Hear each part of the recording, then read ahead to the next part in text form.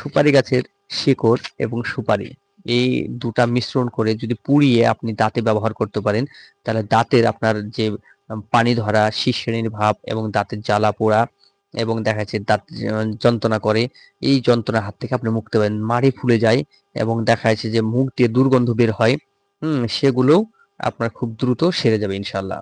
দুর্গন্ধ থাকবে না, মুখে কোনো জ্বালা পোড়া থাকবে না, পানি ধরবে না, শিরশিরের ভাব হবে না। তাহলে আপনাকে করতে হবে কি? আপনাকে কিছু সুপারি গাছের শিকড় সংগ্রহ করতে হবে। কিছু সুপারি গাছের শিকড় আর কিছু সুপারি একসঙ্গে তাকে বেটে বা থেতো করে নিয়ে এটাকে পুড়িয়ে আপনাকে ছাই বানাতে হবে। ছাই বানিয়ে এটা আপনি দিনে ১ থেকে ২ বার করে ব্রাশ করতে পারেন বা দাঁত লোক দিয়ে মাজতে পারেন। লোক দিয়ে মাজলে আপনার যে দাঁতের ব্যথা সেটা সেরে যাবে, দাঁতে পানি ধরা ভাব এটাও কাটে যাবে এবং দেখা যাচ্ছে যে আপনার মাড়ি যদি ফুলে যায় সে মাড়ি ফোলাও সেরে যাবে ইনশাআল্লাহ। তাহলে ছোট্ট একটি